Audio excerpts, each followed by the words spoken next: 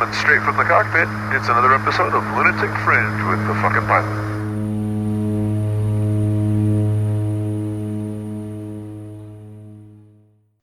Ready, set, go. All right, back in the can again for another edition of Lunatic Fringe Into the Void. I am always the fucking pilot. And back in the can with me, I got Junior. Hello, guys. Yes, Junior's back as well because we're talking to somebody who he knows quite well, and I have a feeling it's going to be pretty fucking entertaining. So without further ado, tell me, who the fuck are you and what do you do? My name's Curt Bartholomew. What's up, guys? Uh-oh. I'm a professional competitive canopy pilot and canopy coach with Team Alter Ego Fast Tracks and the Alter Ego Project. And yeah, basically just travel around the world with my wife, Jeannie, and we compete full time and do canopy courses to kind of help pay for all of it. Sounds like a pretty fucking good lifestyle, man. Yeah, it's pretty sweet. We get to see all over the whole world. We've been to over almost 35 countries together. So how amazing is that? I mean, whoever would have thought that just jumping out of an airplane one time would lead to all of this? Yeah, it's pretty crazy. Definitely wouldn't have thought of it. Right. So now, when I started. Speaking of, how did you start? Well, I guess was skydiving your first extreme sport, or did you start out with something else and then kind of work your way into it? Yeah, it was definitely my first extreme sport. I was raised on sports. Like when I was 6 years old, I came home and my dad was like, "Hey, I signed you up for football." And then I played football, and then came home and he's like, "Hey, I signed you up for basketball." And then springtime he came home and was like, "Hey, I signed you up for baseball." So I played a lot of sports growing up. So I was kind of raised on competing. Nice. But they were all standard sports like that, and I tried wrestling and, I ran track in high school and college, and I played American football for 12 years. Oh, wow. From kindergarten all the way up through my senior year of high school. Wow. It's kind of funny that looking back, especially even considering your skydiving career, football was dramatically more extreme. That shit's bad for you. Yeah. Fucking, I mean, they're getting concussions all over the place, like almost on every game, and in skydiving it only happens every once in a while. Yeah, I never really got major concussions. I did get knocked out twice, but I didn't get any concussions to go with it somehow. Wow. Because I kept practicing and stuff. So. Yeah, but, they also didn't know that much back then either. Yeah, no, I mean, yeah, they knew that, but I mean, kids were getting 2 days in August in Pennsylvania. Kids were getting heat strokes and stuff too. Yeah, man. I mean, fuck, they were dropping dead. Just playing on the field, not enough water and too much heat. Yeah. What doesn't kill you makes you stronger, right? Huh? What doesn't kill you makes you stronger. Exactly. But I loved it, man. Sprinting and just sprinting as fast as you can straight into somebody and railing it was fun. Right. I enjoyed it. Right. It was challenging. So that's prepared you for some of the abuse you've taken over the years. Yeah, I think maybe that's one of the main reasons I don't complain about it. Everyone else constantly whines about it in swooping. And I mean, I know you hear me whine about being injured and just talk about my injuries, but it's not a part of swooping that I hate, Sure. It just comes with I understand it comes with the territory because of all the other sports I've played. Yeah, no doubt. So, no doubt. Now, speaking of, so how did you get started in skydiving? When was the first jump? What was your first drop zone? What was the experience like? So you'll like this, Dean. I actually started, I was a pilot first. Oh, yeah? I was going to Embry-Riddle Aeronautical University in Daytona Beach. All right. I came down to Florida to do that. And in the summer between my sophomore and junior year, I went up to Pennsylvania just for a couple of weeks. I kind of liked Florida so much that I would just stay down here during the summer when everyone else would go home. But came up just for a couple of weeks to visit my family, and I went to get my tailwheel rating up in Pennsylvania because it's just 10 hours. Sure. So I started flying up there before I came down here anyway. So I called up my instructor, and he didn't do tailwheel, so he suggested somebody else. So we would grab a little Piper Cub and then fly from where it was based, just a quick 10 minutes over to a drop zone up in Pennsylvania. It was one of the ASC drop zones, Skydive Philadelphia. Nice. Yep. Yeah, Junior knows that one pretty well. Absolutely. I actually saw your first save bottle sitting on the shelf of the rigger manager of the drop zone. Yeah, Aaron, he still has it. He Yeah. messaged me about it not too long ago. That's fucking cool. But so then I was doing my tailwheel rating there in between, jump loads, and they would just radio up whenever they needed him during the week. So then we would land. He would go drop some jumpers, and then when he was done, we'd get back in the plane. So I hung out with skydivers for like 2 weeks. And I was going out to the bars with them at the end of the day and getting some wings and beer and shit. Sure. So it was a lot of fun. I was kind of introduced to the whole community before I even got into it, and I was like, man, this is pretty cool. Right.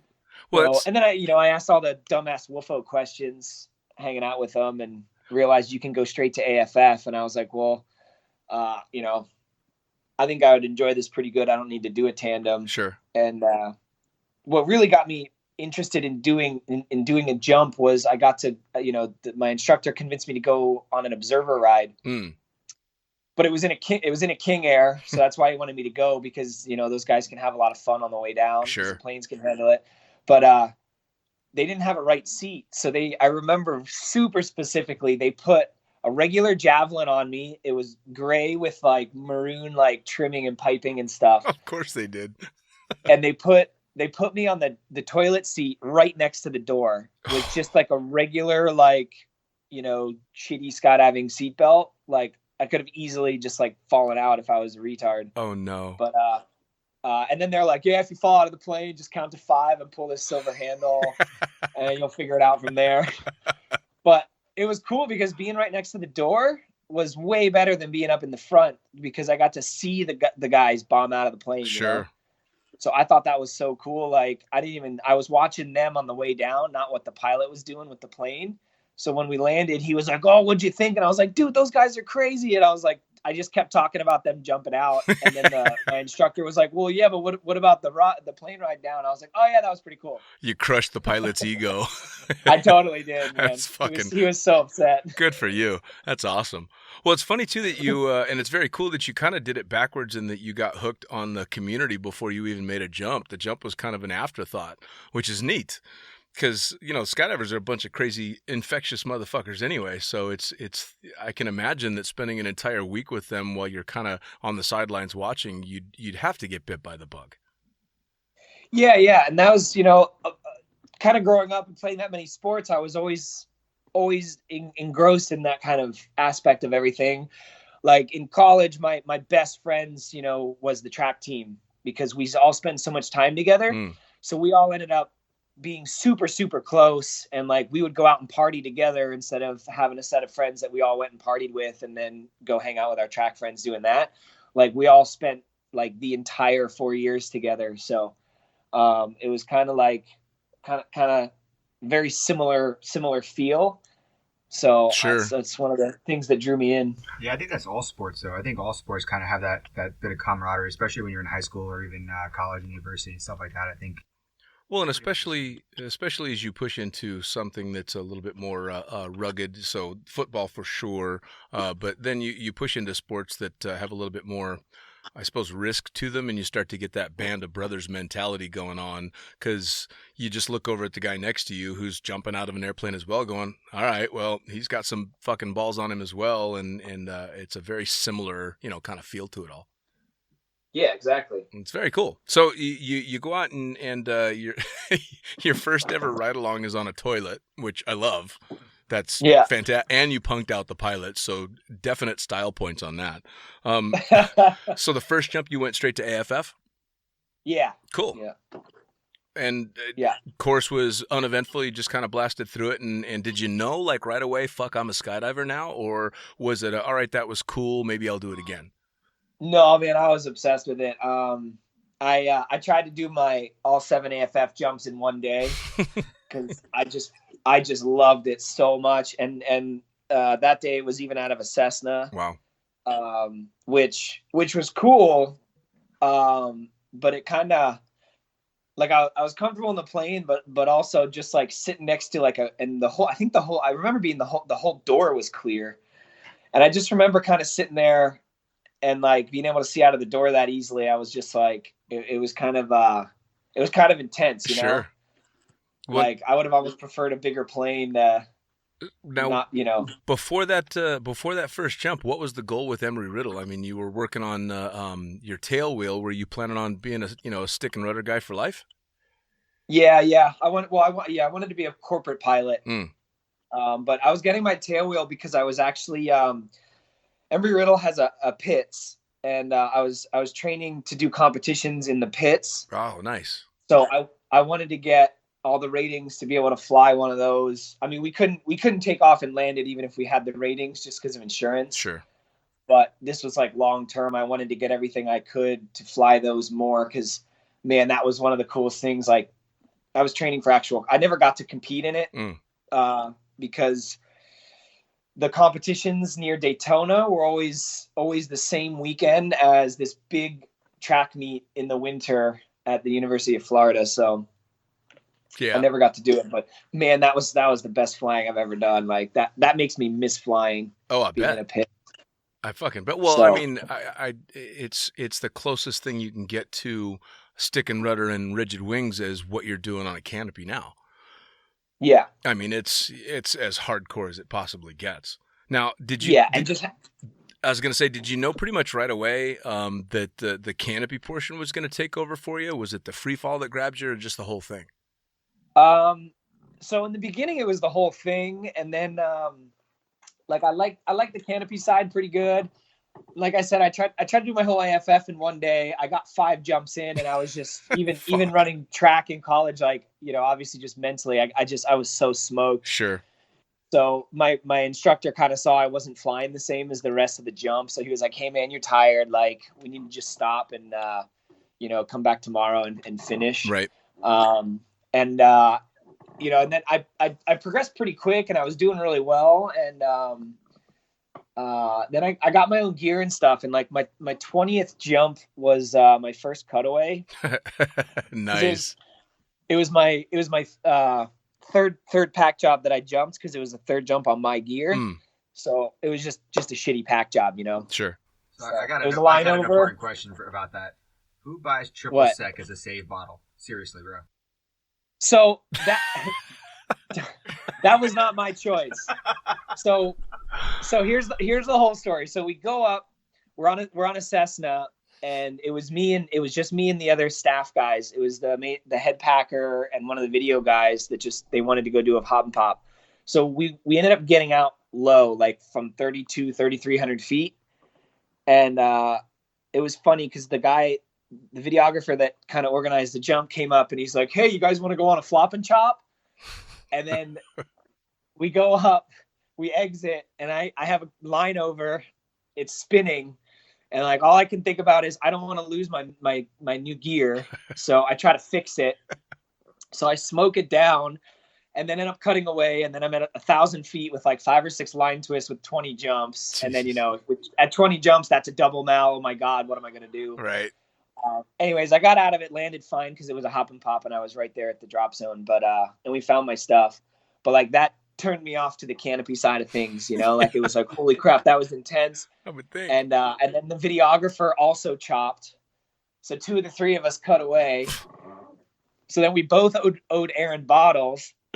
So Aaron, the other guy, bought a bottle of tequila, and Aaron told me to buy triple sec so we could make margaritas.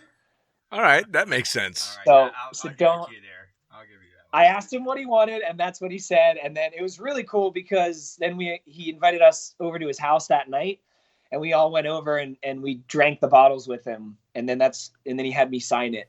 Nice. He actually was the one that taught me. I actually went and worked with Aaron for a while. We had the same boss. And when I was up there at his drop zone, jumping for a couple months one summer because they needed help, I saw like his bottles were signed, and I was like, that's a pretty cool idea. Here, I've been a rigger for 10 years and never thought about that. And then he also had a rule that only skydivers were allowed to drink from save bottles, which I thought was also pretty cool. That's pretty cool. Yeah, I like that. I'm not a rigger, but if I was, that'd be a good idea. So you have to sign it. Yeah, I like. You put the date and what the malfunction was. Nice. Yep. Nice. And I liked how he invited us over and drank it with us, Yeah. That was super cool. Yeah, I don't think I've ever been invited to crack a bottle on a save for any of them. So, yeah, that's kind of cool, especially with that low time, too. That must have put a bit of a warm and fuzzy feeling for you going, all right, this is cool. I've stepped into a pretty interesting world. Yep. Now that Yeah, and then he let me watch. He let me watch the reserve repack because I was interested just how it all worked. always super interesting, especially at 20 something jumps, and that thing just saved your life. I mean, I remember just watching them pack the mains when I was going through my AFF, and of course, the first time you watch somebody pack a main, you're like, "Wait, those are fucking rubber bands. What? Then rubber bands should have no part in saving my life. What the fuck is that about?" And so it becomes super interesting to, all right, now I need to know what's going on because wow, you know. So when you were doing all this, you were at Embry-Riddle as well. Were you working as well, or you were a full-time student? No, I was pretty much full-time student. I didn't even have like a much of a part-time job because the being on the track team got me like not a full scholarship, just a small scholarship. But it was kind of just enough to justify me not working because, you know, I was considered it kind of like making money. But it is a job. Like even in the summer it's college level track. You can't dick around. You gotta work your ass off. Right. So I would just get a job. Like I just worked for the school. Like I basically one summer I got to sit at the track to make sure that during the summer that only people that went to the school came and used it. So that was pretty neat. Oh, cool. And then I got an actual paycheck. So never a bad thing. Yeah. So as I mean, a lot of us skydiving took over in one way or another, and a lot of people that I've talked to left, you know, either higher education or they left quite respectable jobs to, you know, go skydiving for a living. And then there's guys like me that just kind of transitioned from one weird life to another weird life. But for you, was it all right? Shit, I'm in this now. I'm a skydiver. I better find a way to you know make my way as a skydiver, or were you still thinking, all right, I can do both. I can have the normal world and I can have this. So originally the plan was to do both. So skydiving kind of ruined flying for me. Plus some shitty flight instructors. I had some great flight instructors, and I don't mean shitty as in they couldn't teach, but they, you know, being a flight instructor as on the career path, you have to do it. There's no way around it. Yeah. So they knew the information, they could relay the information, but they were just kind of dicks about it. And they just, you know, they had to do it and they just didn't know how to teach like the correct way. So it kind of ruined it for me. Like, especially like, the instrument rating. Right.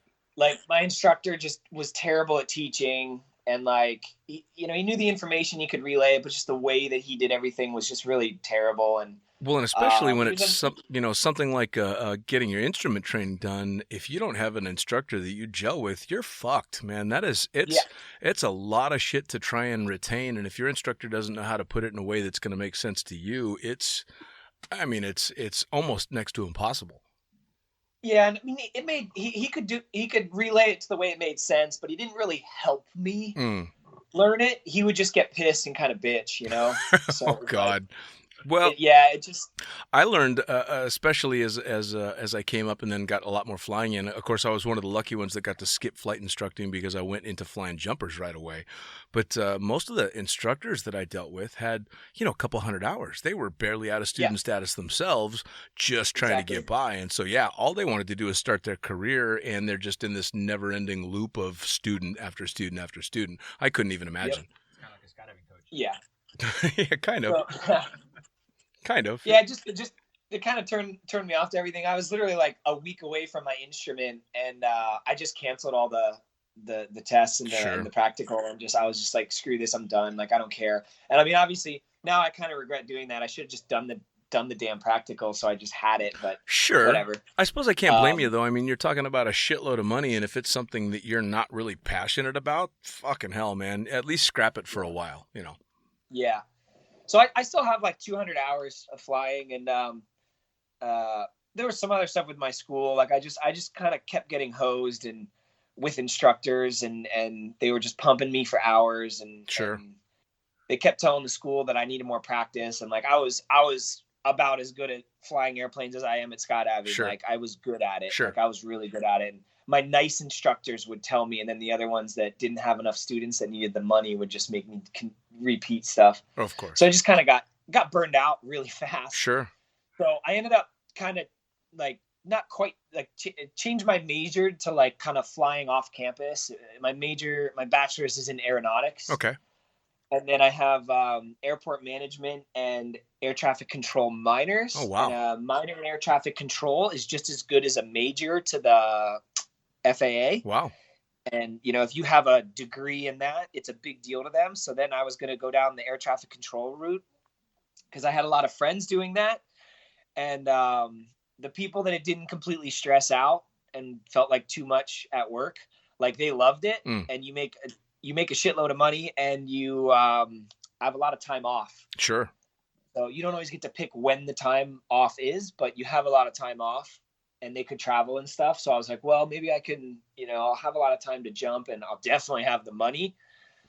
But then I got the runaround with the FAA as well. So I ended up not doing that. Sure. When you apply for that, you apply for a state, not a position, like a place. Oh, wow. A facility. So I only gave them Florida because I wanted to stay in Florida for jumping. And then they offered me Jacksonville Center, which is closer to Georgia than Jacksonville. It's in the middle of nowhere. Right. And I was really kind of hoping to get Orlando. I mean, you didn't want to go out and jump with Pac and Kathy on the border of Georgia? Yeah. It probably wasn't too far from all that, but I just didn't want to live in the middle of nowhere, you know? Sure. It wasn't even about where I would jump. It was just living in the middle of nowhere. So I turned it down. And when you turn a center down, you have to wait a year. Or when you turn a placement down, you have to wait a year. Then you reapply and they can't give you the same place. Like they have to give you a different facility. So the following year, they offered me Jacksonville Center again. Huh. So I just went up through the chain till I got to somebody super high up in the FAA because everyone's like, oh yeah, that's not allowed. I finally got up to somebody super high up and like, oh yeah, that's not allowed. Our bad. And I was like, cool. So like, can I reapply in like the next batch in like 2 or 3 months? And they were like, no, you got to wait a year. I'm like, well, but you guys broke the rules. So how come you just took a year off my career? Right. Because of a mistake. And they're like, yeah, there's nothing we can do. Sorry. And we hung up. I'm like, fucking government agencies, man. So at the same time, I had like started working as a videographer because I couldn't get a job anywhere else Right. because I had a bachelor's degree and they knew I would just piss off as soon as I got a real job. Right. So I was going to these group interviews at like PacSun at the mall with these like 14-year-old kids and they would get the job and I wouldn't. Oh no. It was like soul crushing, dude. It had to be. And then, so then I didn't want to work in skydiving. Like I didn't want to do that because everybody I was around was burnout, had no money, never fun jumped. And like, I was like, I don't want to do that, man. I want to have fun and I want to go charge. And, you know, I kind of started I was really good at free flying in the beginning. Like that, I was like kind of naturally talented at, but I sucked balls at flying canopies. Like I was terrible. That's about the time I met you. Huh? I said that was about the time that we met. Yeah. I was super sketchy doing dumb, I was charging hard trying to learn how to swoop. I was just bad at it, right? So, and I was on like Crossfire 2s, which you have to roll out dirty low, and like I knew how to get the power band because the guys that were teaching me, I knew where the power was in swooping, but I had no idea what to do with it. So it was like I looked really sketchy. Like I was somewhat in control, but it just looked pretty crazy. But dude, to this day, if it's anything other than the modern canopies that you guys are jumping now, where the swoops are starting about where I'm flying fucking jump run, it makes me nervous as hell. Yeah. If I see somebody on an old stiletto now, it freaks me out. I can't watch. Yep. I have to turn away. I'm like, no, that's fucking way too low. Yep. Yeah. So like. But yeah, so I started working as a videographer, which is great because I could still mess around, and because I was like 146-7 pounds, so I was kind of light, so I could free fly with the tandems, and I learned to do it just by like taking docks and then flipping on my head and like carving and doing stuff, and then eventually I could carve on my head and do all this crazy free flying without camera wings, because I didn't like camera wings because they mess with my swoop afterwards. So I got to at least get paid to learn how to swoop. And then I was still waiting for the whole air traffic thing. And then, that kind of just that just kind of got ridiculous and whatever. So you were one of those camera flyers where the last part of the equation is shooting the actual video. well, okay, and that being said, like I was also really good at that because Sure. if obviously you've kind of seen the way I was raised and stuff. Sure. If I do anything, if I decide that's what I'm gonna do, I fucking get good at it. Yeah, absolutely. Like you don't, like growing up, I was taught like you don't half-ass shit. Sure. If you half-ass shit, go sit in the corner. Like don't even do it. You're right. You know what I mean? Like why would you bother doing something and not actually putting effort into Sure. it? Like that's just a waste of time. So, I got really like I would free fly and stuff, but I got I would make sure I got really good shots. And if I was trying something new, I would go do a spec where it was an unpaid video and Sure. I just got a free slot to try to sell it. Now, But, looking back at how you were raised coming up through sports and all that, and with football and everything, and always trying to do stuff the best that you could, as this is all happening and you're making this big transition, now you're shooting videos and doing the swoop and stuff, what do mom and dad think of this? They weren't super stoked. I mean, they liked the skydiving. Like I went home to them and I was just like, hey, I'm like, can you guys sit down? I want to talk to you about something. And I was like, hey, I wanna learn how to skydive. And they looked at each other and then they looked at me and they're like, yeah, okay. And I was like, wait, what? Like, what do you mean? Like I was expecting this big argument, like, this thing, and they were like, no, we were kind of wondering what took so long. Wow, nice. They knew I was going to do it because of the flying and the aerobatics and stuff. And they were just kind of like, obviously they had prepared themselves. Sure. So they liked the fact that I was doing it. Like, they didn't think skydiving was like super dangerous or anything, but, they knew it was coming, but like, they did not want me to do it for a living, Right. I ended up spending like 30 grand of my student loans on skydiving as well. But it was basically just like what I would have been spending on flying. Right. I just went and took, so I would have had the same amount at the end anyways, probably more. But so I had $180,000 of student loan debt. Oof. And then they were like, yeah, no, you're not going to do skydiving for a living because you're not going to make any money. So how are you going to pay these back? Right. And I'm like, but, so they weren't super stoked about that. And the whole, there's no retirement plan and blah, blah, blah. Right. Like working for the government, you have good benefits and all that. So especially my dad was not super stoked on that, but kind of backtracking just a bit, like in college, I became the vice president of our skydiving club. So then, the president came up to me the one year in my senior year and he was like, hey, let's go to collegiate nationals and compete in free flying. And I was like, oh, that sounds fun. Nice. Yeah, let's go do that. So I went and I did it. And we had like no training together. We had like literally 5 jumps of training together. Awesome. And we went out and we did the 2-way free flying and we ended up coming in second place. The guys in first place were a U.S. Air Force Academy team. They were a team for 4 years, oh, wow. Their whole college careers. They got, paid training. All their gear was free. They got tunnel time for free. Third place was another U.S. Air Force Academy team. They were a team for 2 years with the same benefits, and we beat them by a single point. Oof, that hurts. And it was crazy because I was sitting there watching the live timing or the live scoring, and literally, I think we got scored after them, and I flew up and took a hand to foot dock and a sit fly, and as soon as I grabbed it, the screen froze for that. For the times up on the last jump. Right. And I was like, holy fuck, did we just get second place? Like we didn't tie. We got second. And then it was cool because then I was like, holy shit, I didn't realize you could compete skydiving. Right. Like this is nuts, right? I was like, this is crazy. And then obviously I kind of started gravitating towards swooping because I didn't need a teammate and I could train on my own. Sure. Because I was jumping way more than everybody else. And I was way more experienced than the guy I was jumping with in free flying. I mean, he did an awesome job too, and he definitely saved our comp because I fucked up once and kind of corked out, and he saved us getting back together.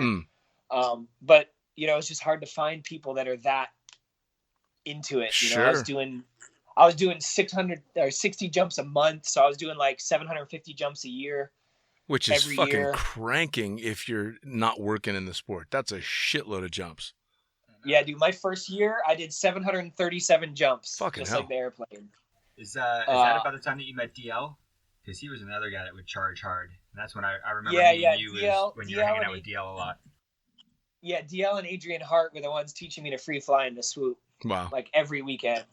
So I was getting like really good, and I mean we were just really good friends. So I wasn't getting charged for anything. I got really good free coaching for both. That never sucks. Really yeah, and like there weren't that many people who could really go and compete really strong in swooping and be on like head down world record and stuff. Right. And Adrian was kind of doing both a little bit. So now what year are we talking, or around what years are we talking here? So I started in 06. Okay. Fucking hell, I feel old, man. So wait, was that the first? If you started in 06, that was around the same time that I met you. Was that same year? I think you met me in 07. Yeah, you met me the second year. We met at the you were with DL up at the Skydive Atlanta. Oh yeah, that was the first. That was the first year. You're right. No. That had to be the second. That had to be 07. Yeah, that's when. No, because that was Halloween. That was Halloween. That's when Party Boy came out. Yeah. Yeah, that was the first year because I was on a Crossfire 139. That was the first year. Yeah, you want to tell a Party Boy story or should I? I guess you could tell it. So here comes baby Curt as a skydiver. You know, he's only been jumping for the first year or so, and he shows up to this boogie, and it's a Halloween party at Skydive Atlanta. Skydive Atlanta was known for its Halloween parties. He used to always bring out like a cool amusement park ride to do like either the Gravitron or the teacups or something like that. Everybody would get dressed up, and I got introduced to him through our buddy DL, and here we are, we're hanging out and everything else like this, and next thing I know, a boombox gets turned on and Party Boy comes out. If you remember Party Boy from the Jackass days. Curt rips off his tearaways and he starts dancing to the music, and Party Boy was born. Awesome. That's yeah. I had the full getup, man. The tearaway pants, the thong underneath. It was awesome. That's fantastic. So very few people have known Curt about that long. So every once in a while, I'll just, what's up, Party Boy? How's it going, man? Awesome. Yeah. And you'll see a couple people that know me from back then every now and then just throw that on a post, and no one knows what the hell they're talking about. That's fucking cool. That's the nice thing about skydiving, though. It's like you don't see each other for a long period of time, especially with swooping. And that's the one thing that I think sets swooping aside a little bit from the other disciplines in skydiving is I think we're a little bit closer niche of a group. Like we don't see each other for a while. We show up and it's right away, hey, how's it going? What's going on? And you're right away back into the old, throwing shit at each other Sure. and just having fun, Well, now, so if we're talking about 06 when all that was going on, I'm assuming that this is about the time you're like, all right, fuck, this is it. I'm gonna start going balls to the wall for this. Well, I mean, I was going balls to the wall the whole time. I would get done class, and at like 11 or noon for the day, and I'd blitz out to DeLand because it was 20 minutes, and I would jump until track practice. One time I even did too many jumps, and I was pretty late, and I had to bullshit and tell my track coach I got in a car accident on the way over. It was just, don't worry, it was just a small fender bender. There's not even any damage to the car. Well, when did you win your first FLCPA? Was it 07 or 08? It was 09 was my first year competing. 09, okay. That's really fucking quick to go, not just from beginning skydiver to like standing on the podium. That's a pretty quick transition. Yeah, and so I wanted to even do some comps my senior year of college too, but it was the same thing. Like I just kept running into track meets during the comps and stuff, So I graduated college, and there wasn't really any of the smaller meets that I could go to. It was just kind of the bigger meets. So I waited till the next FLCPA season. And I went to the first one I could go to because I was really excited for it, and kind of worked out because I was on like a Neos my senior year. So it was like, it's half cross brace, and like, it was kind of a weird canopy. It didn't fly the best, but the next year I was on my first velo. So it worked out. That was kind of. No, go ahead. it kind of sucked because my first comp was going to be my home drop zone in Clewiston where I was working. But I broke my hand training Zonac in the grass because I just landed on my butt and I was fully flared out, and I dislocated my pinky and my ring finger on my right hand. Ooh. And the knuckles were like the knuckles were like stacked on top of my middle finger knuckle. Oh fuck. And I freaked out, and I'm like, I can't handle my body parts being in weird places and weird angles. Like I can't do it. Right. Like it freaks me out, man. Like, oh yeah. This like, is coming from somebody that has this happen a few times. Dude, shit needs to be where it belongs. Right, Like, yeah. I'm not going to let it stay there, right? So I grab it, and I'm like, I have a pretty solid understanding of how joints all work and stuff from all the injuries I've had in the past. And I grab I grab them and I put them back in, and then I'm like, oh crap, that worked, sweet. So then I remembered, shit, we have 2 doctors here on the drop zone jumping. So I went over and showed them, and they were like, yeah, that's definitely, you broke your hand too. So I went and got x-rays, and they're like, oh sweet, well, you actually set the bone perfect too without realizing it. So you don't even need a cast, just chill and, be careful with it. Right. Yeah. Right. Yeah, no. So then a couple of months, a couple of weeks later, I had an opening, and I was using full RDSs for all my jumps at terminal. So I kind of had a shaky opening on my velo, and my hand hit my still cam on my DSLR really hard and just broke it, like really bad. Oof. So then for the first comp that I was supposed to do at my home drop zone, I'm in a cast, And I walk up, it was funny, I walked up to Albert, and I was like, hey man, I really wanted to do this comp. It was supposed to be my first comp. It was at my home drop zone. I was really stoked, but I can't because of my cast. And like everyone saw me still jumping because my toggle fit over my cast. Of course. And I figured out I could pull with my pointer finger and my thumb. So I was still swooping. I was just doing harness turns and then putting my pointer finger and my middle finger up in my lines above my rear riser. So I could still use my rears because I seen pictures of JC Colclazier flying like that. So I was still swooping, but I'm like, I don't want to do the comp with a cast. That's kind of stupid. Right. And I'm like, Albert, don't worry, I'm gonna be at the next one. And Albert's like, yeah, whatever, and just like walks off. This like, I'm never gonna see this idiot again. This is Birchtold? Yeah. I fucking love him. Yeah, he's just like, yeah, whatever. Everyone says that shit, dude. Like, right. especially staff at the drop zones we're at. Sure. I'm never gonna see this dumbass kid again. So then I healed, cast came off, went to the next comp, did that comp, came home. I can't remember if it was after that one or the second comp I ever did. I broke my hand again. Oof. Because just, it was healed, but it was still weak. Sure. So the third comp I did, I got 10th my first comp, 5th my second comp. Third comp, I went and showed up, and it was at the farm, Yeah. And I wouldn't have been able to do this anywhere else, but because Hans is awesome, he let me do this. I show up with a cast on, and everyone's like, "Oh, you're not competing, are you?" And I'm like, "Yeah." Like, why else would I be here?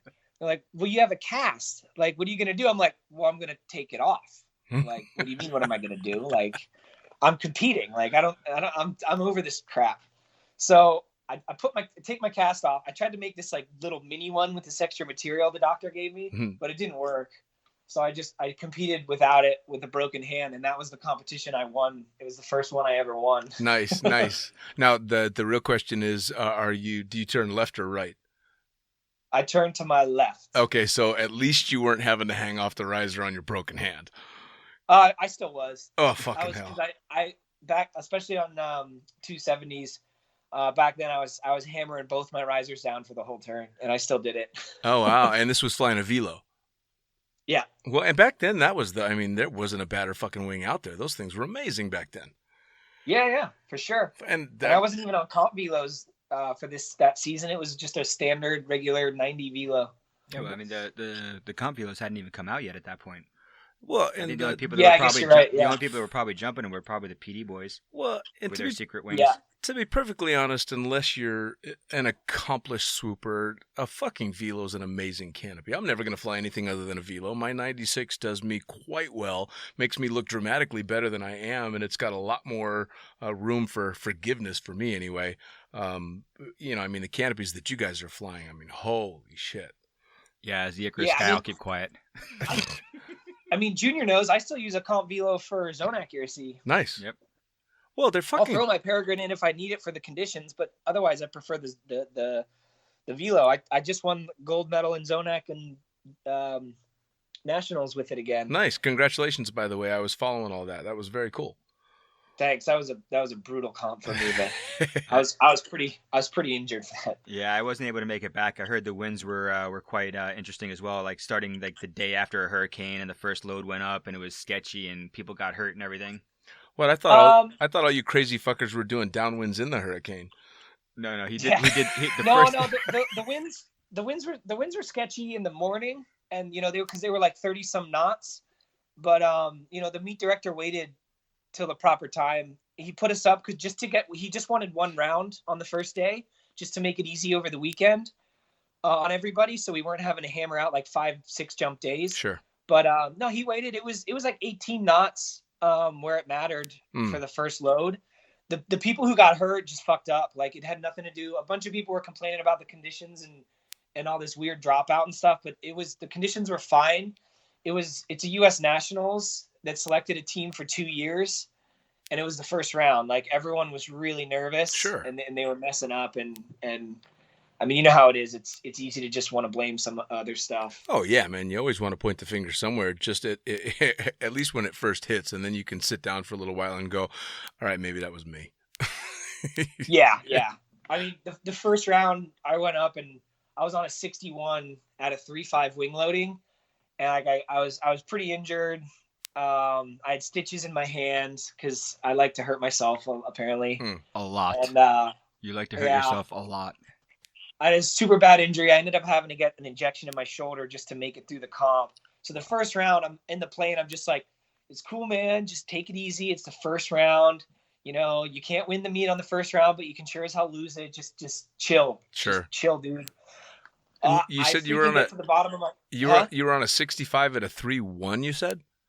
At a 61 at a 3.5. 3.5. Jesus Christ! I remember when flirting with a 2.0, you were crazy. So I get to the back old. end of my turn and I pause and I'm just like, oh man, I'm super tight. I snapped and I was crazy low and I was like, oh, I wasn't worried about hitting the ground, but I'm just like, oh man, this might slow down. And I got it to drive out and had a pretty good score. I think it was like the second fastest. Only Bo went faster on the Mutant. And I got home and I'm like, I want to see how low I rolled out. And I rolled out at 202 feet on a 61. Jesus Christ. Fuck me. That's a new best for me. The lowest I've ever rolled out before was 191 feet on a 71. But that's pretty goddamn. And a 71 will recover a lot better than a 61. Oh yeah. Now, yeah. Now, what do you think? Since you brought it up, what do you think of the Mutant coming into competition now? I don't know. I mean, everyone seems, it's definitely fast. But everyone just seems to struggle to control it. A bunch of the guys started doing really well, but then they'll zero, even if they do well in one comp. It's a fine line, wouldn't you say? Yeah, and it's just, you get away with it for one comp, maybe two, and then the third comp you get zeros. So now, I haven't seen anybody even do 3 comps in a row and not zero. Do you think that if this gets dialed in, somebody just fucking gets its number and has it down, do you think it's going to give them like an unfair advantage? I mean, it's hard to call it unfair because we can all buy one. Sure.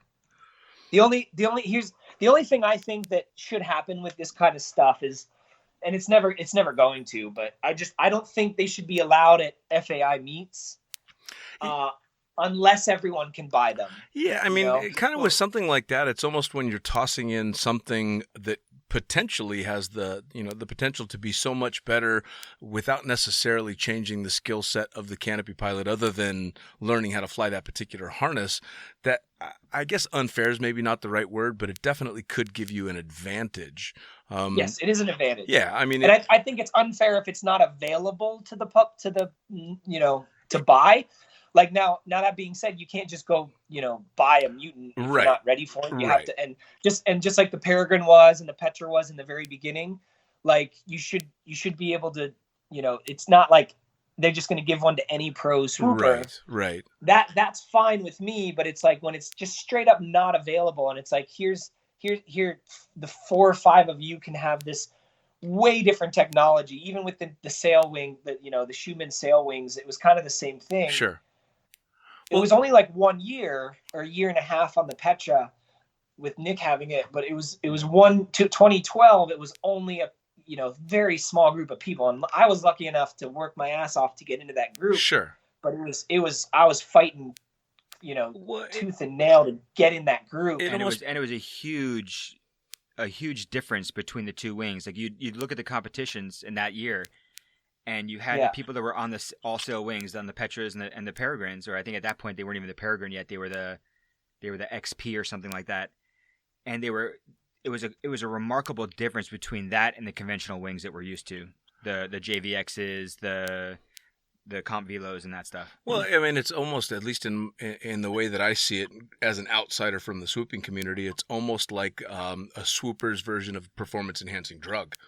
Either everybody gets it or nobody gets it. You can still beat them, and that's how I got the Peregrine, because in 2011 at the end of the year, the first meet, the Peregrines really actually were kind of released in.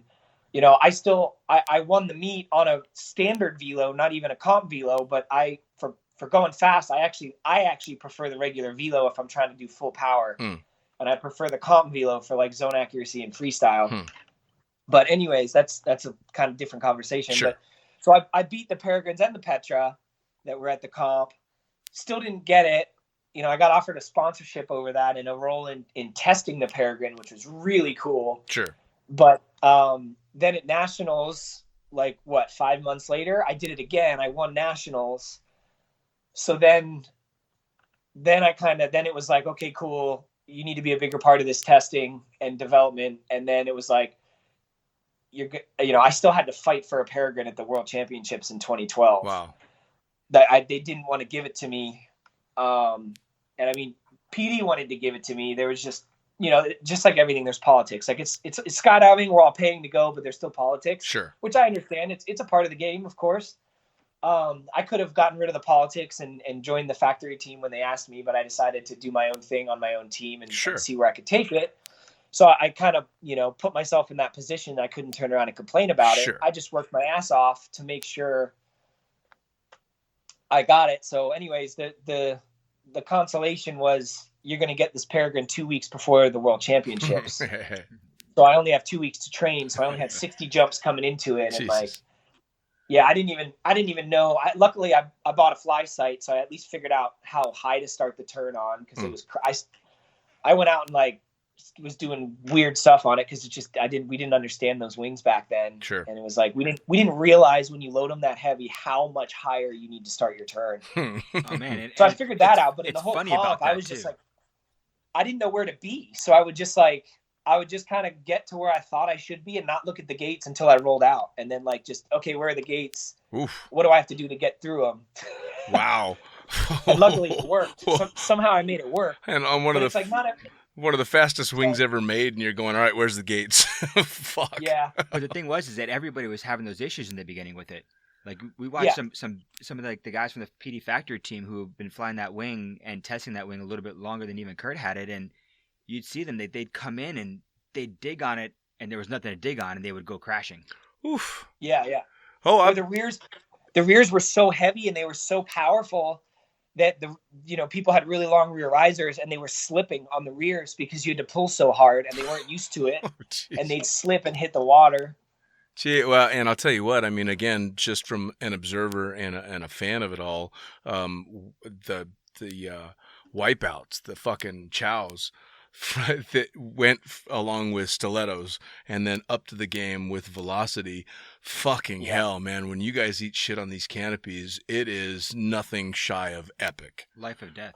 Yeah. Life or death. No, it really is. I mean, you gotta learn how to crash. I mean, Yeah. It's like skateboarding, you know, like I have a very specific body position the entire time I fly because I'm literally ready to hit the water even on a good swoop because you just never know. I have a video from massive dropout at a drop zone near trees where I came in on a 3.5 second recovery arc and just hit the water because the last 15 feet I just sunk, you know? Sure. And it was a comp round, so I didn't go to toggles because I was trying to save it. You just never know when you're going to hit. So, and I do a crashing seminar sometimes when I'm coaching, when I have time or like during weather and stuff, because, you know, you got to learn how to even just slide in your landings. You got to learn how to land from distance runs. Because if you do a distance run right, it looks like it hurts, but it doesn't. Sure. You know, you can do 50 in 5 days and you won't feel anything because you're landing properly. Right. Yeah, I do the same thing, but all it takes is one bad one, and you're hurting for a week, 2 weeks. Exactly. Well, see, and that's exactly. And again, it's funny to listen to this from somebody that's, you know, a mediocre swooper at best, because I've never had to think, fuck, how am I going to slide this landing out? Because I'm never going that fast at the end of my swoop. Yeah, but you don't even have to be going that fast, you know? Like, we'll teach, if we can, I'll even teach the sliding in part to people that aren't swooping, that have 30 jumps, because if they ever screw up and land downwind, sure, like, people don't know how to do it, and they'll stick their feet down, and especially in Florida with how sandy the soil is and soft and catchy, you snap your ankles. Like, I've seen so many broken ankles that you just watch, and you're just like, dude, that was such an unnecessary dumb injury, and now you're out for 3 months. Yeah, absolutely. Well, wasn't it you, Micah, and Shane that decided in the 2009 U.S. Nationals in Spaceland that you guys were going to go downwind in winds that we had pretty much stopped jumping in? Yeah, and was it me and Shane? We were doing 2 ways or something. You and Shane, or you and Micah, but the 3 of you guys decided to go downwind in the pond, and the rest of us are sitting on the ground. And I'm sitting there with like JC and Bobo and those guys, and we're just looking at you guys and we're just shaking our heads. We're like, look at these freaking kids, man. They're gonna kill themselves. Well, dude, I would rip 30-mile-an-hour downwinders in Clewiston in the winter because it would always get windy there. But it's, you know, there's no turbulence because it's just sugarcane as far as you can see. Yeah, it was definitely epic. We enjoyed the show for sure. What were the old jokes when winds would get like that? Was the D license hold because the only people that wanted to get on the plane were the people with the A and B licenses? Yeah, it's like, fuck you, I'm not getting on that plane. We did like a normal run, like everybody else goes into the wind, and then these 3 retards, and I love all 3 of them, decide to rip one downwind, and I'm like, fuck, here we go. Man, oh man. That was the same crew that decided to start Alter Ego as well. Nice. That was the idea. It was me, Shane, Micah, and Warren Cleary. Nice. We tried to get on the expansion project for the factory team, you know, around that year, the beginning of, when was that? The end of 2008, I think it was. Yeah, 2008, 2009. And none of us made it. And so then we were like, you know, the first year we were competing, we were like, well, if we can't be on their team, let's just start our own team, you know. And especially Micah, he was the spark for it because that's how that guy was. Oh yeah. I mean, nothing was too daunting of a task for that guy. No, hell no. He's just like, well, why can't we do that? That's stupid to think we can't do it. So let's go do it. Well, and that being said, we're talking about a guy who, as we speak, is in fucking outer space. So yeah, exactly. Anything that guy set his mind to was gonna goddamn happen. No, but it was so awesome and empowering to have a friend like that, because when he would say that, you would be like, you know what, you're right. Why am I thinking like that? Yep. Like, why am I thinking the opposite? Like, that's a stupid way to think. Yeah. Oh yeah. No. You know, and it is. I completely it's like, agree. even if you completely fail, like, at least go try. Yeah, absolutely. That was my introduction to Micah Couch, was watching that. That's awesome. And I walked up to him, I was like, man, that was really fucking stupid, but nice job. Yeah. Hey, dude, come on. He got me a job in DeLand in like 2009. And I moved up there because, you know, I had started the team in South Florida, and Micah wasn't on it in the first couple of months just with the separation, it was hard to get him to actually like do anything, just to commit to it. And I mean, there wasn't really much he could do. And so anyways, he got me a job. So I moved up there, and So then I almost got fired within the first 2 weeks because of all the dumb crap me and him started doing. It was like, we were just doing retarded 2-ways, ripping through the hangars. And then like we would do opposing 2-ways and land in the P's and stand it up right next to each other. And like, the manager just lost his shit. Yeah, I can imagine. Like I would typically be the one to go downwind, but then I would still stomp it out and stand it up in the pea gravel. And then I would get in trouble because I was going downwind.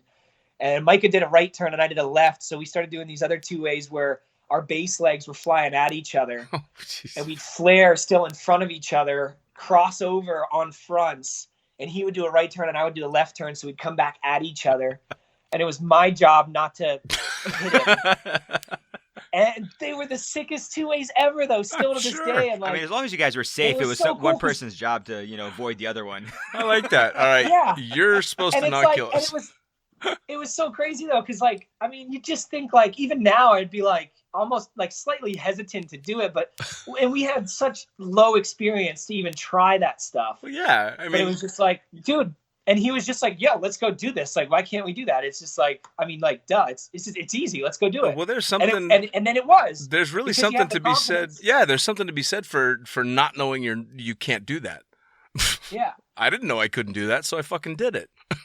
you know? And just to have the confidence and then just sit down and like, of course, like I didn't just go send it. Like I would sit down and like I knew the bail points. When it got to a certain point, you just bail, which of course we did. Like, sure, don't get me wrong, it didn't work. It might have worked on the first one, but of course that was probably pure luck. We had them dialed in after a while, but you had to bail. We almost killed each other a couple times, but it wasn't almost killed each other because we didn't get that close. Right. Like I aborted when I needed to and that kind of stuff. But they were some of the coolest swoops I've still ever done. And like, I'd come in like just going straight at him and just carve away, and we could get a couple feet away from each other, like body wise. And like it was crazy stuff. I have a freaking scar on my wedding ring finger because we were doing 2-ways just like that. And he would do blind man switchblades and geek me. And then, he's going to toggles right away. So I would catch up to him. So on one of them, he was geeking me, stayed perfectly straight the whole time. And then when he turned back around, dipped a hip and carved right in front of me. And since he goes straight to toggles, obviously I was going to go a lot farther than him. And I just saw him like just bend over, and just brace for impact because he knew I was coming. Fuck. And I had just enough toggles to rail my toggles and pop up over him because it was just all so quick. Right. And I turned sideways, managed to get most of like my whole body right through the center of his line set, like just right directly over top of his head because the canopy was still inflated. And one of his 300s caught my ring finger, and I felt it just slice. Oh, yeah. And I landed on like almost even stood it up right on the other side of him, went down on one knee and looked at him, and I was like, did that seriously just happen? It was funny because we were both like, holy shit, I can't believe we just did that. I was going to ask you, to tell me about one of your sketchiest ever swoops, but I think you just fucking did. Yeah. And I think everybody has that one friend too. Everybody has that one person that you're just, as you're coming up through, you just push with, and like the other person's pushing, you're pushing harder, and they're pushing harder. Well, to hear that story, especially the fact that you've got a scar from the line on your finger, I watched a guy, a guy named Steve that I worked with in Las Vegas for quite a long time that was swooping, I think, a stiletto 120, which, of course, back in the day was still one hell of a canopy.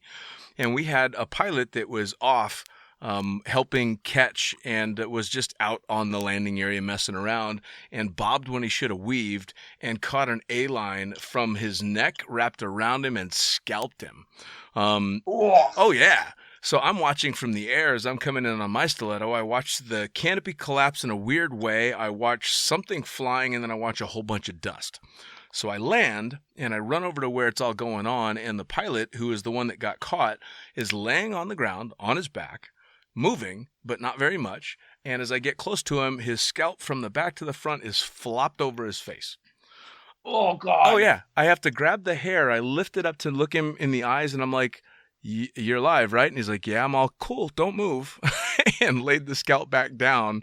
So the fact that it was just your finger, fucking hell. Yeah. It had to be somewhere around 2003 to 2004, and I was up in Tecumseh, Michigan, and the now owner of Skydive Tecumseh, Franz Gershweiler, was borrowing a buddy of ours' canopy. And this was my first introduction to what a line could do. Oof. So he's coming in, he does a 270, he goes to stab out on toggles. One toggle catches at the ring, the other one goes all the way down. So he basically does a 90-degree turn into the back of a Cessna 182. The lines cut into the trailing edge of the flap. Yeah. About 8 inches, and there was 3 lines that had cut in. He took the airplane, moved it off the blocks, but he literally, like, I watched the lines, and I'm looking at it, and there's these jagged lines in the back of this flap, and the lines didn't break. And that was my introduction. I was like, holy shit, these lines can really fuck you up if you're not careful. Shit ain't no fucking joke. And you went through Micah's lines. Yeah. Dude, man. they cut super deep into my finger, man. It freaked me. It didn't hurt much. I just felt it burn, you know? Sure. It was crazy. Luckily, because its line burned, it cauterized it and it wasn't bleeding, but it was gnarly. Well, and the funny thing was, after the scar formed, Micah was looking at it and he's like, I have the exact same scar in the exact same spot on my hand. Because he flipped the Jeep and like degloved his whole hand and even cut some of the fingertips off of that hand. Cut one of his fingers. Wow. It was like middle finger. the same finger, like identical. It was really weird. That's got to be like your favorite scar. That has to be. Yeah, dude. For real. I mean, everybody's got their scars that they kind of dig, but that one, I mean, especially attached to that story and that guy, that's fucking cool. Yeah. So, yeah, definitely. So he was part of Alter Ego basically from the beginning. What year? I mean, Alter Ego's been around for quite some time now. Yeah, 2009 now. So literally, like right now is our 10-year anniversary. We're getting ready to start posting about it and celebrate it because it's like exactly right now. Man, time It's fucking kinda towards the end of the flies. season. And you guys have had man. you guys have had some come, some go. You guys have had a bunch of different members over the years, huh? Yeah, not a whole lot of in and out, but yeah, we've had some bounce in and out and stuff like that. But So- you're the tried and true. You're the OG in that team. You're the only one that's still kind of around from the very beginning, huh? Yeah, so in the very beginning, it was me and my buddy named Jake Carlo. He was a base jumper and a wingsuiter back then. He was like one of the few wingsuit and like kind of instructors around. Mm. And he got out of the sport for a long time at one point. But I was base jumping back then too, so we were trying to make it like a multi-discipline thing. Sure. But yeah, then when I moved up here, it was literally like we started it like this time of the year at 2009. And then I moved up in the beginning of 2010, I guess it was. Nice. To DeLand. And that's when Jeannie and Micah got on the team right away. So it was me, Jeannie, Micah, and Jake. Now, when did the or I should say, how did the Alter Ego come about? Why that name? So it's kind of a little bit funny. It's random. So we were trying to think of a cool name. Originally, like we had this idea that we were going to call the team Vertical Horizon, which was kind of lame. But because you're swooping, you Sure. dive at the ground, blah blah blah. But I was like, I want a better name. That's kind of stupid. So we were trying to think, and then me and Jake were talking to the Hard Rock hotels and stuff down there. They were going to sponsor us, buy us canopies. We had these cool stunts that we were planning on doing, like jumping off their hotels in Miami and me swooping the shit out of the buildings and stuff and whatever. But as that was kind of going, this energy drink company based out of, I think, Miami as well, is called Ego Energy. And they were like, yeah, we want to sponsor you guys and give you money and stuff. We're like, sweet. They're like, we just, you guys need a good name or a better name. I don't know if they knew the name we were kind of going by. I can't remember, but they're like, we just, the whole board and the CEO loves it. Just come up with a cool name. And we're like, awesome. So I'm like, we spent like a couple weeks and couldn't think of anything cool. And we're trying to incorporate Ego Energy into the name.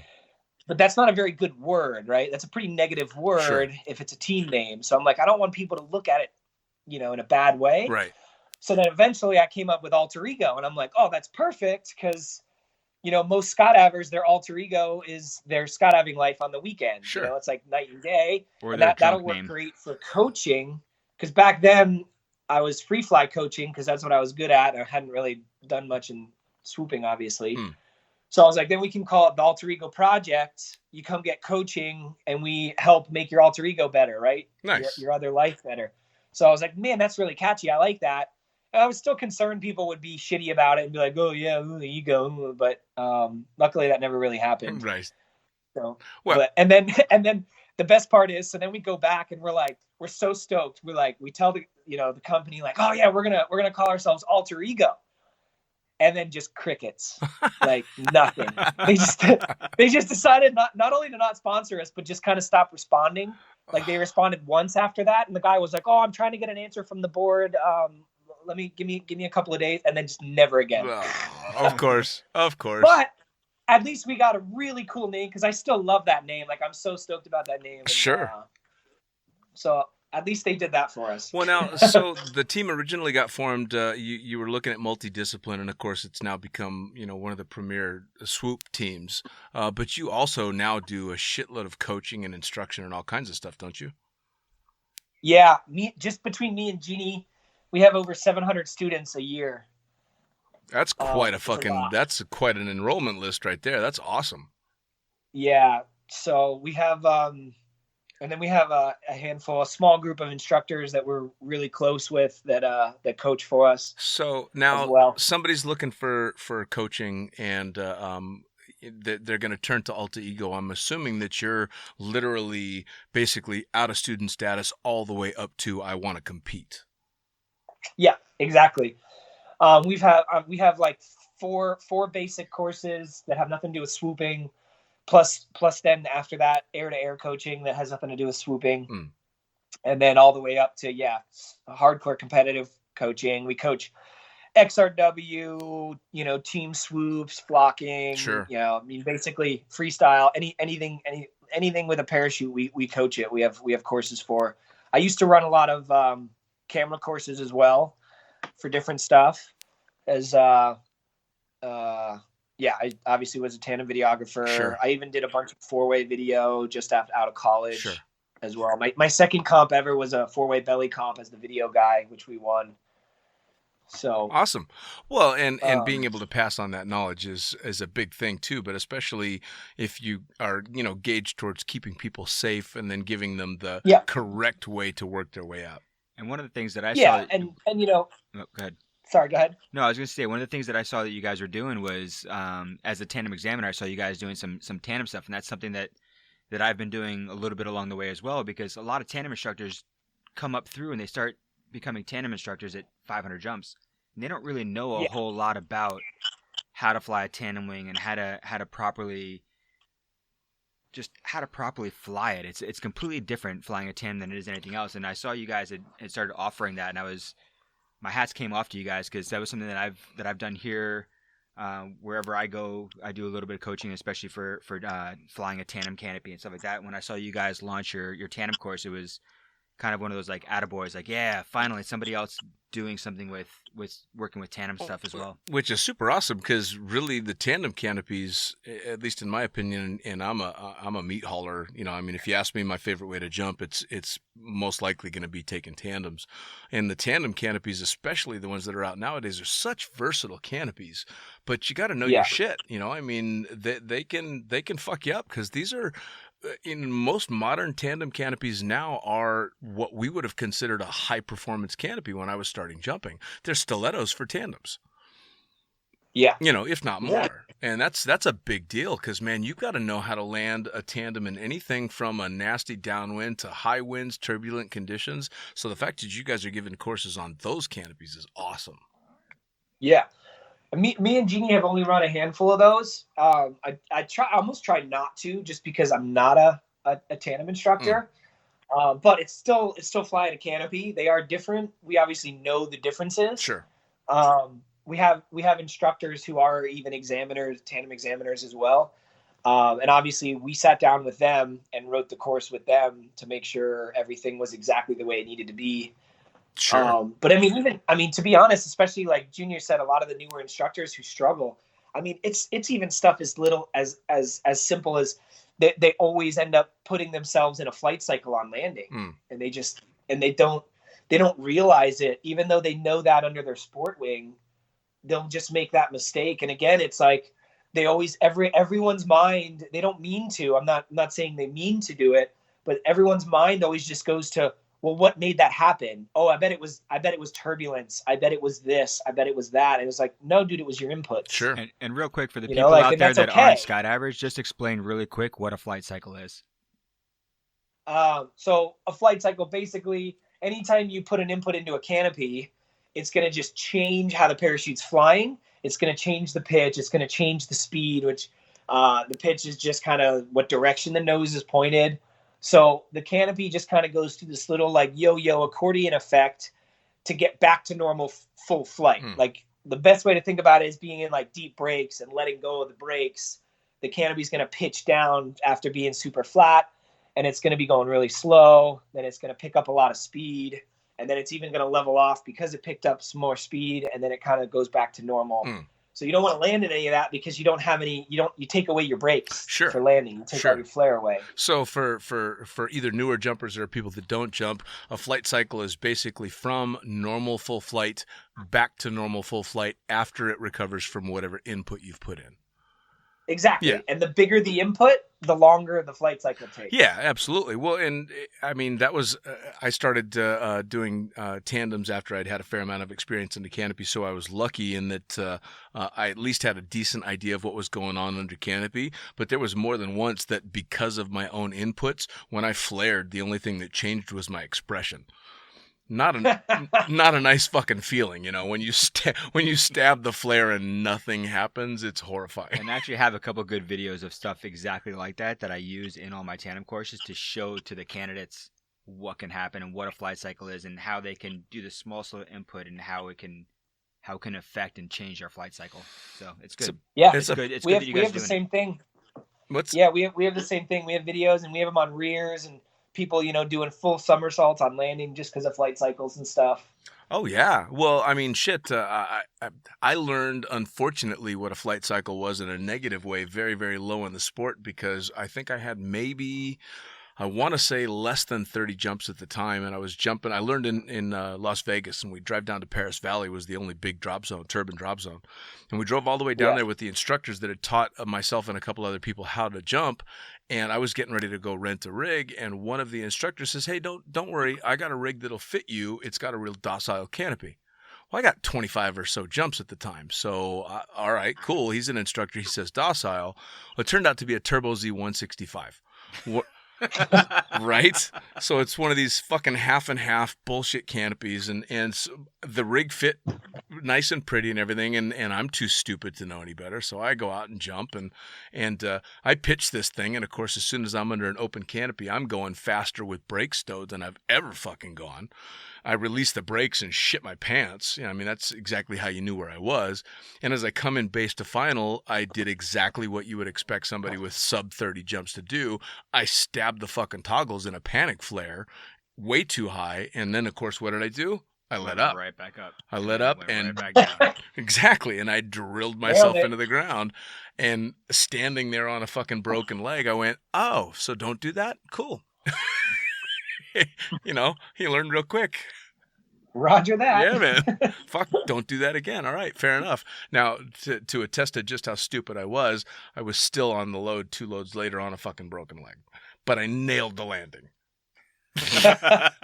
And then I took 2 months off. So you've got Alter Ego as the team. You've got Alter Ego as the instruction. So you guys stay really busy, yeah? Oh, yeah. Probably a little too much. Well, in international travel, international competition, you're talking regular competitions, you're talking the freestyle stuff, everything, right? Yeah, and now me and Jeannie actually own and run the FLCPA. This is the first year we took over from Albert. Nice. So we have that to add to the list as well. So now that's some big shoes to fill. Fucking Albert's Albert's the man. Yeah, exactly. Well, luckily because he's the man, and, you know, it's his baby. He ran it for 11 years, I think he said. He took it from Chris Hayes He took over from Chris Hayes years and years ago, back when it was the actual CPC. And so obviously he didn't want his baby to fail. So he trained the living crap out of me. Nice. So it was a fairly smooth transition. Obviously, we made some mistakes this year, but they were all, just small and just goofy, Sure. Now, So- speaking in strictly in competition, because there's so many different disciplines now to swooping, and again, for lower time jumpers that think a swoop is a swoop, there's so many different facets to it. What's your personal favorite? What do you like the best? That's a hard one, man. I get asked that all the time. I think it's kind of like, I don't know. I love it all, dude. Don't lie. Like, it's hard. Like, it's hard because it's like obviously, like that's usually my answer is it's split between Zonac and freestyle. But like, that's for competition. It's normally the question's based around competition. My actual absolute favorite is doing 2As and doing team landings, being the follower. Yep. I'm right there with you because on that it's, one. I said I'm right there with you on that one. I love following. Yeah, other oh yeah, people. for sure. Well, it's got to be a ridiculous challenge. Again, from somebody that's never done it, not just swooping at that level, but having to do so while chasing someone else that's at your level has got to be a ridiculous challenge. Dude, it's crazy, especially with these new wings with how efficient they are. Like, on Velos, it was easier because even with slightly different sizes and wing loadings, like they all kind of perform similar. Now it's like there's like this tiniest little difference, where like I ate too much lunch and Jeannie didn't eat enough. Then we're like, it throws us off and I got to work a lot harder. Sure. And yeah, it's just, it's crazy. And it's, and as a married man, it's smart that you said it that way and not the other way around. I'm just going to say that. Yep. So now, yep. I'm not stupid. I learned my lesson. Now that being said, how is it, how do you find it competing, working, living, the whole thing as a married couple? That's got to be a challenge as well, no? I mean, yeah, but not really. I mean, luckily, like even from the beginning, like because Jeannie and I are both so passionate about swooping, like we can spend a lot of time around each other, and like if we're on a, even in the first couple of years, like when we were on a road trip in the car, like all we would do was talk about swooping for hours in the car on the way to where we were going, so like we can spend a lot of time, and like obviously that's not all we talk about. Sure. But so you're codependent, obsessive about swooping, which is good. Yeah. So I mean, yeah, of course it gets challenging. Just it was hard to find a balance on how to coach her. In the beginning when we were just dating, I had to be a lot nicer, and that equated to her not listening. Sure. And she had some really bad injuries, like even a life flight into like 4 days in the hospital, like really bad. And she had a bunch. That was kind of the culmination because she kept kind of having the same issues and would not listen. Sure. She listened. She was like that bad student you get where this is how you go fast, but this is how you control it and be safe. And they go, yeah, that's cool. How do you go fast again? Right. Can you explain that again? I like, and just the downsizing too quickly. Sure. Well, it's funny. Now, I was going to say we've had this exact conversation with Junior and Patrick K, who refuses. He's like, fuck no, I'm not teaching my wife shit. Curt is very accustomed to hanging out with Pat. Yep. I could tell you a good story about that as well. Yeah, I mean, and it's funny because obviously you guys have had to take different Don't go roads. Being on a team with your wife and then Pat going no fucking yeah, all the fun jumpers that way, go. Yeah, so I mean that's where, I mean that's the only part that we kind of argue about really is the coaching side of trying to coach her, because I had to coach her, right? Like I can't not. Sure. When Nick was on the team, like he would coach her a lot because he didn't have to do much because she'd already heard everything from me. So all he would have to do is kind of step in and say the same thing in a very short version, and then she would be able to go do it because she had all the background knowledge. Sure. She just was stubborn, and just so you know, Jeannie's a natural redhead, and we all know redheads are the most stubborn people you've ever fucking met in your life. Well, and I mean, in her defense or in anybody's defense that has been coached by a significant other, it's really tough to take instruction from somebody that's seen your O face. Yeah. You know, I know. I agree. it's really tough to wait a second. I've seen you there. I fucking know you, and now you're telling me what to do. Well, yeah, and the other problem too, even on the coach side, for myself, I can say is, when it's someone like that, we all know the filter kind of drops to a very, very, Sure. small amount. Sure. So you kind of say stuff that you sure as hell wouldn't say to a regular student. Absolutely. And then that makes everything way worse. Of course. And that's probably the best way I've ever heard it say is you're so comfortable with that person that you can say things to them that you wouldn't normally say to another student. I've never actually heard somebody put it like that, but that's exactly hitting the nail on the head. That's the main problem is either you're super nice and you act like they're a regular student, then they don't listen because of that. Sure. Then you learn to drop the filter, and but it's a balance. You got to drop. You got to make sure there's a filter there. Right. Just, well, because if you drop the filter completely, I suppose the easiest way to look at it is if you were on the outside listening to a conversation and all you're thinking is, fuck, that guy's a dick. Then, yes. And that's exactly how it would seem from the outside. But of course, to a couple, it's not that way. It's just you trying to get your point across. Yeah, and we do run into that issue because we're always around each other. We literally are around each other 24 hours a day, 7 days. Sure. Like we never take separate trips ever. We're lucky in that way. But so we're always at drop zones. So like if she needs to hear something, I'll say it to her when we're training because she needs to hear it to get better and accomplish her goals. And I want to see her accomplish her goals probably more than she wants to accomplish them herself, sure. Right?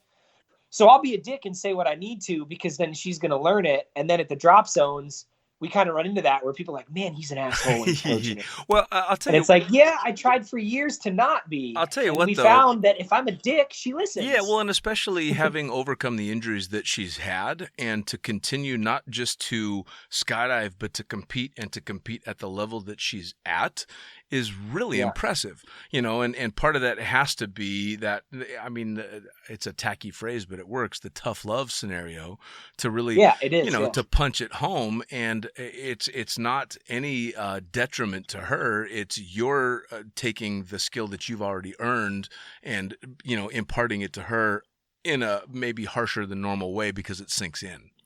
And the one thing, exactly. The one thing about swooping side of it is it's mostly a male-dominated sport. Oh, yeah. There's been very few females that have come up through and really succeeded and really shown the determination to push through. I mean, there's a very few handful. I'm talking about. I think originally it was Kashiki, Jessica Edgington. You got Kashiki, yeah. Yep, Cornelia.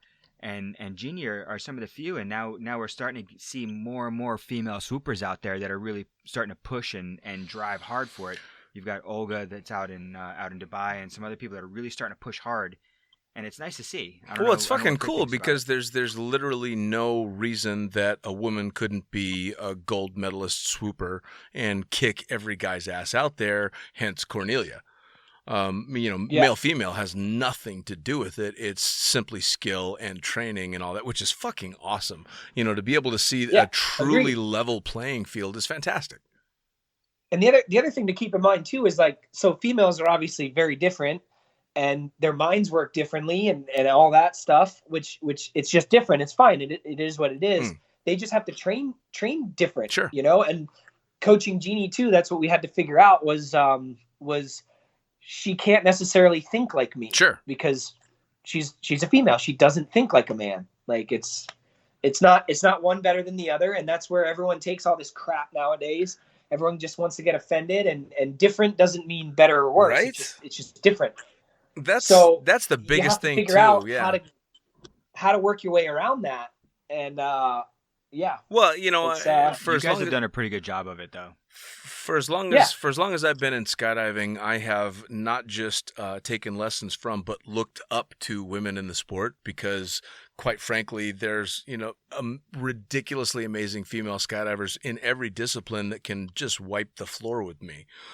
And I suppose I've always looked at it that way, in that I never saw a difference between male and female when it came to jumping because, fuck me, there's nothing they can't do.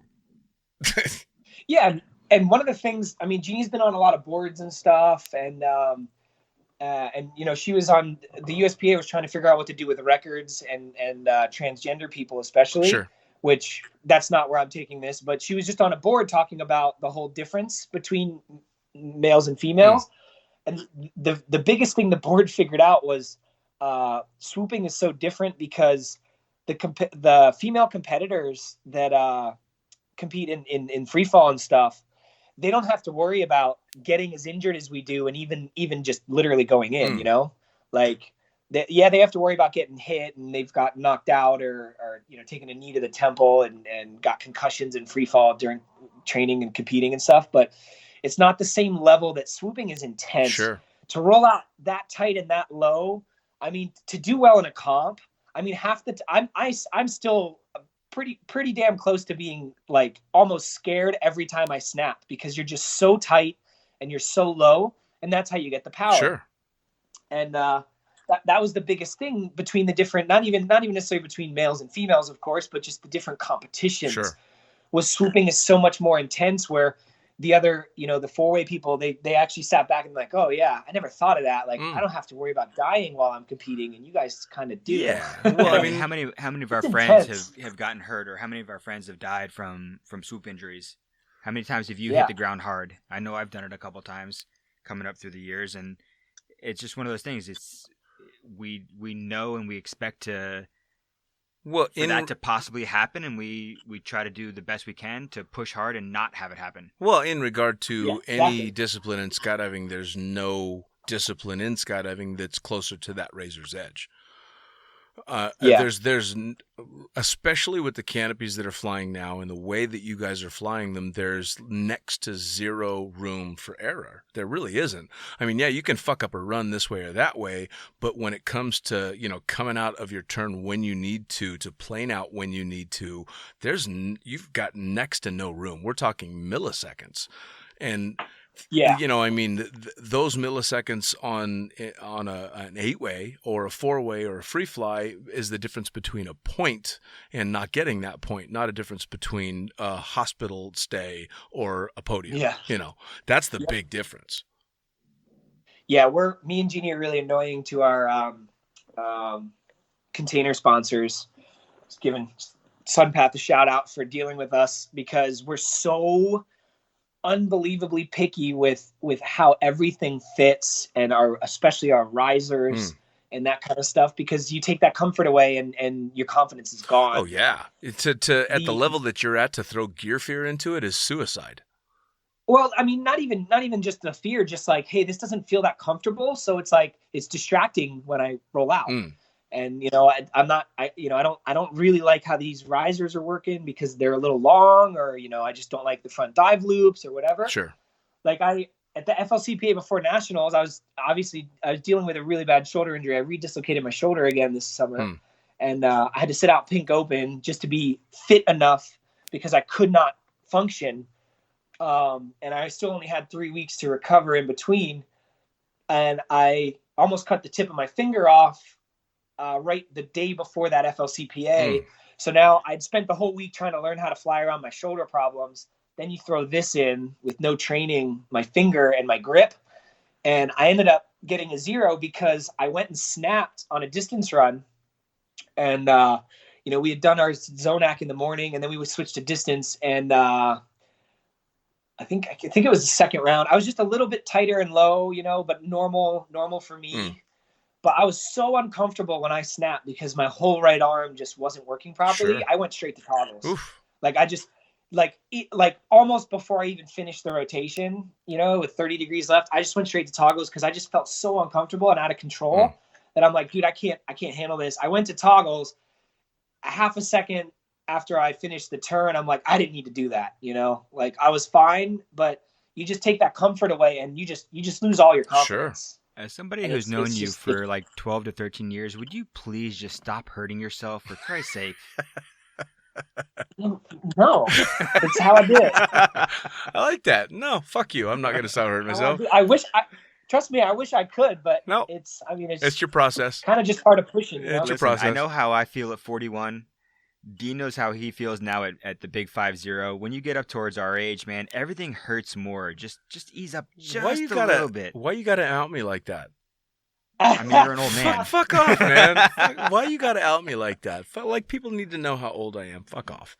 Bro, so I've already come to the realization where I'm gonna need to work out like a monster my entire life, or I'm gonna be in a lot of pain. Yep. Oh yeah. No. That does make a difference. Well, if it makes you feel any better, that's the right decision, because I'm at that age, and the only reason I'm not in pain is because I've worked out my whole fucking life. Yeah. That's the only reason I'm not in daily agony, is because I kept at it. Overcoming injuries not nearly as cool as yours, for sure. Now. Well, and I mean, like, after for the past 3 seasons, this shoulder injury I keep getting re-injured in a different way, just because my shoulder's compromised. But like, because I have to physio so much just to be able to jump, like the last 3 winters, I've gotten in the best shape of my life. Sure. And I kept pushing it up, and then I get injured and it goes backwards pretty hard. Yeah. But, yeah. I mean, dude, stuff stopped hurting. One of the most painful years of my of competing was 2013, and I was 25 years old.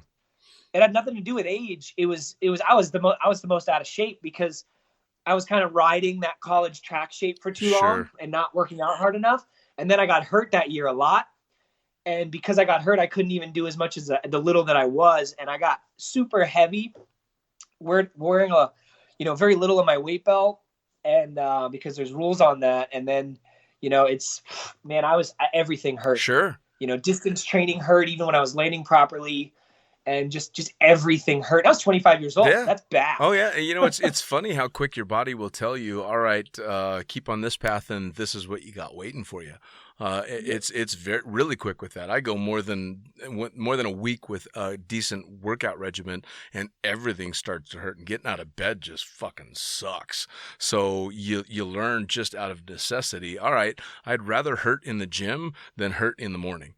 It's just that simple. And especially when you're still pushing at the level that you're pushing, those little aches and pains can again mean the difference between podiums and hospital rooms. Exactly. And I hear so many motorcycle racers talk about like their worst fear is losing a race because of their fitness level. Yeah. And I'm like, wow, that makes a lot of sense. Like, that's my thing too, is like, I don't want to lose a comp because I'm not fit enough. And I mean, that could even just be, it's mentally fatiguing having that much adrenaline all the time in training. Sure. Like that's a thing. I forget exactly what they call it. It's adrenaline deprivation, I think, or something. Like, it's a legitimate thing. It doesn't matter how good in shape you are. Like, that stuff takes a mental toll. Oh yeah. So if you're not in good shape, like you roll into a meet not only physically tired but mentally tired, and you're gonna get hurt. Let alone do that. Yeah, it's not even a matter of winning or losing at that point. You're gonna fuck yourself up. And if it's not this competition, it's gonna be the next one for sure. Yeah, no, fitness. And dude, having to physio my back this hard for my shoulder, like, I've always had the worst posture, always hunched over no matter what. Like, I would have to really focus, and I would be like, dude, I'm physically using muscles to stand up straight. This is ridiculous. Like, if I wanted good posture. Having to physio my back this hard, like, I have good posture now. I stand up straight. Like, people comment to me if they haven't seen me for a while. They're like, and this started like a year and a half ago. They're like, man, you look different. I'm like, yeah, dude, it's my posture. Dude, now, meanwhile, I noticed it meanwhile, pretty quick. I'm sitting in the booth right now watching Junior sitting up straighter than he's sat up in front of me ever. As you're saying it, I'm just sitting up straight. I'm like, I work out. What do you mean? It's fucking hilarious. He literally just... I don't work out nearly enough as I should. He just slowly came from this caved over position to shoulders back, chest out, gut in, slowly. And immediately I was like, wow. I feel a little bit better after that. Yeah, that's pretty fucking funny, man. That was good. Dude, we bought a house 2 years ago, and I had a bunch of workout equipment in my house anyways, but the house we bought had this random 4th bedroom that was 15 by 19 square feet, which is huge for a random 4th bedroom. And as soon as we walked into that room, I looked at Gina, I'm like, we're buying this house. Like, this is my gym. Nice. And me and my dad put, 3/4 inch rubber flooring on the bottom. There's 2 full walls that are mirrors. I have an entire gym at my house. Nice. The only thing I don't have is a leg press machine, which I don't really need because I'm better off doing squats for the stability muscles anyways. Yeah. And if anybody wants to see those photos, they can go to Curt's Instagram. He puts them up every once in a while. Yeah. Well, I don't do that shit where I post pictures of me in my gym. It's usually just my gym. Cool. Yeah. Fair enough. So, so tell me now, what's next for you? What's next for Alter Ego? What's the next big step? You just took over the FLCP, which is a big fucking deal. Any other things on the horizon we want to know about? I mean, nothing major. We're sticking with just a 4-person team, keeping it a bit smaller. Ryan Brownlow's still on the team. He's been on the team since 2011. Fucking love Ryan. He's kind of, he's awesome, man. He's been on the team for a really long time. He's not as active as he used to be just because he had a kid. Sure. But he's still doing the big meets, so that's awesome. So now it's me, Jeannie, and Alex Hart. He's kind of the new kid on the block. Cool. He's like 25 with like 8,000 jumps and stuff. He might have turned 26 now. I can't remember, but I think he's 25. He's got a lot of jumps, and working with him is kind of, we combined forces, and that's where the Alter Ego Fast Tracks comes with. Awesome. Because he was the only one on the Fast Tracks kind of swoop team. Sure. So we called him and spoke to them about working with him and becoming teammates. And obviously they weren't willing to, Fast Tracks wasn't willing to let go because of Alex, because his dad, owns that team. And sure. We obviously didn't want to lose what we've worked like, 8 or 9 years for at the time. So it was like, cool, we can just combine forces and work from there. Sure. So yeah, we want to build the FLCPA up and kind of keep that going. Nice. And so where do people go now? I'm a new jumper. I want canopy coaching. I'm a wannabe competitive swooper. Where do I go for that? How do they find out about the swoop league? Where's the good way to track you and everything that's going on? So the best way is the website is actual swoopleague.com. Awesome. For the FLCPA. Awesome. It's actually named that because it used to have all the different swoop leagues on it. Like there used to be some European stuff and like the DISL out in Dubai. Yep. And Albert would put some info up about that and all it has all the results basically from almost every comp every year. That's kind of trailed off a little bit just with how busy Albert got. And this year our new website didn't get put up as fast as we wanted, so we kind of didn't have that kind of stuff. But you can find out a lot of information on that, and we're going to try to keep that going and keep that as big as it was. Cool. And then obviously the Facebook page is sure for the FLCPA is going to have all that info as well, and that's one of the best places to go. Like that's why I stayed in Florida. Like I liked Florida, but the reason I decided to stay there was for the FLCPA. Nice. Because Jay Maletsky gave me a lot of good advice when I was a young skydiver, and if Jay Maletsky tells you to do something, you fucking do it. You listen, like for sure. You don't even like you almost don't even question it unless you just want more info about what he just said. I mean, he's don't even OG. think about he's it. Just say yes, sir, thank you, sir, right, and fucking go do it. And he told me, he's like, go to as many comps as you can. He's like, don't let money stop you from going to comps. He's like, sell stuff you don't need. He's like, find a way to get there. If you're allowed to go compete at a comp, he's like, go do it. Nice. And I still do that to this day. So a lot of people ask me like, why do you still do the FLCPA? A lot of those guys stopped doing it once they got to a certain level. And I think it was more also, they were getting older too and didn't want to beat themselves up too much. But I want to compete as much as I can. Like I love competing. That's my favorite thing to do. It just challenges your mind and your body so much in different conditions. And that's one of the reasons why I did kind of like the fact that I could take over the FLCPA, because that's a whole different challenge. Trying to run the meet and compete at the same level that I was. Yeah, man. And be able to go out and throw down and throw up at least state records or national records if we have the conditions while I'm running the meet. That's a whole other challenge. Yeah, man. That's a lot of irons in the fire. Yeah, and like obviously I still did really well. I won all 4 of the first meets. The only reason I couldn't even put a effort in the last one was because of some serious injuries. So it was nice. It's a great place to start, and we're making some rule changes next year because now there's 3 classes. There's the beginner, the intermediate, and the pro class. Cool. So we're making some changes in the beginner because that was such a great idea. And then like it started out really well, and then people kind of took advantage of some slack rules and just kind of, you know, you used to get made fun of if you showed up with a Valkyrie like 71, 75 in the beginner class. Like, hey bro, what are you doing in the beginner class? Like Right. Stop sandbagging. You get made fun of so much that you would almost be forced to switch. Now that's not happening so much. People are showing up to their first competition ever with 3,000 jumps on a 71 Valkyrie. And it's just like, dude, what are you doing? That's not what the beginner class is for. Right. Like, you belong in the intermediate class. That's what the intermediate class was for. Right. You know, my first year of competing, we competed together. We just had a handicap. Sure. And it was, you know, a handicap / safety buffer. Instead of 5-foot gates, it was 10-foot. But we got scored together.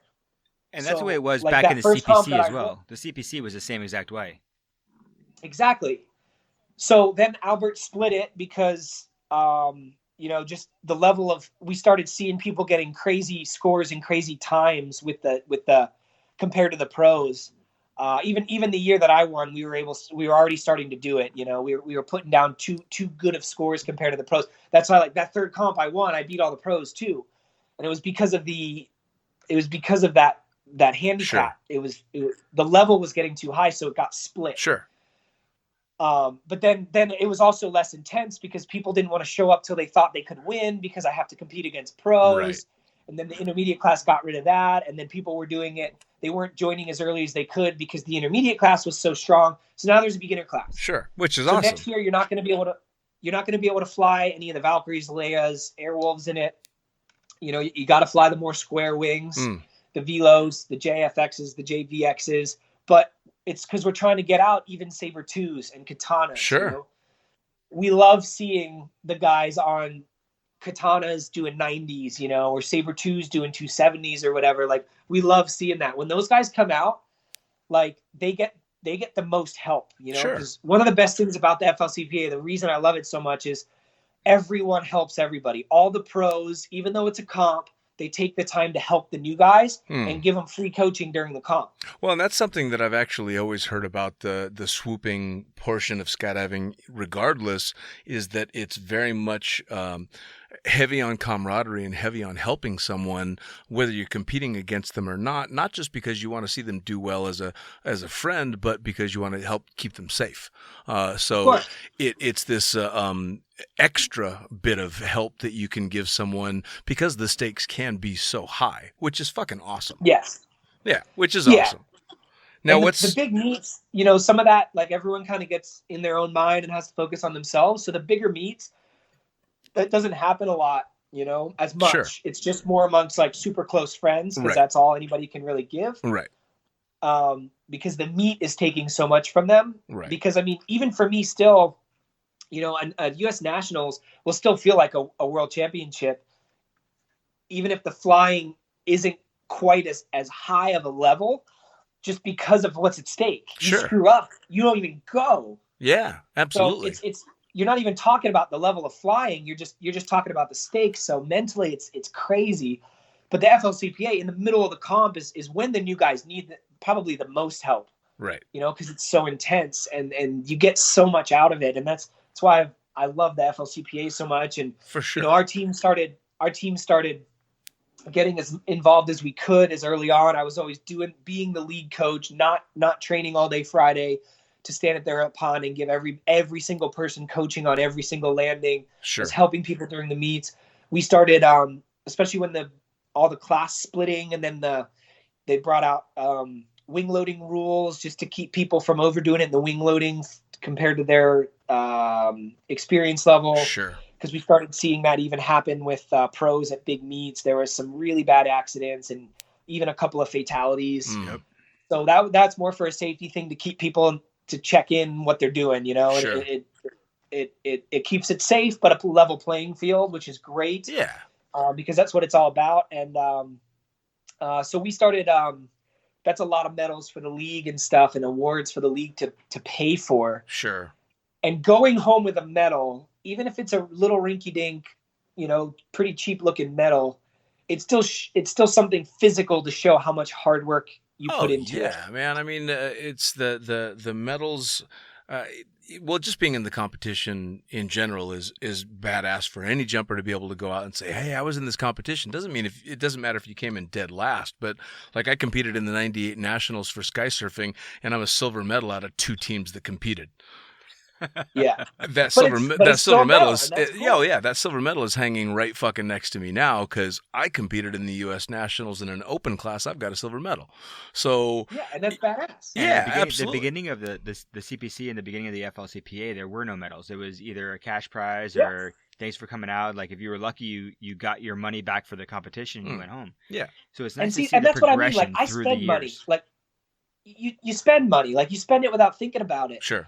And it's like there's been comps where I've gone to and people hand me thousands of dollars and we don't even get a medal. Or like the DISL used to give you like a giant check too. Right. And Right. like that's about as good. My giant check from the DISL. It's I fucking cool. lost one in an airport because I'm an idiot. But all the rest of them are down in my trophy room. You know, Yeah, like it's fucking cool. Yep. I lost mine Yeah. from the first swoop the first swoop challenge, and the same thing. I was like, oh man, I wish I had that.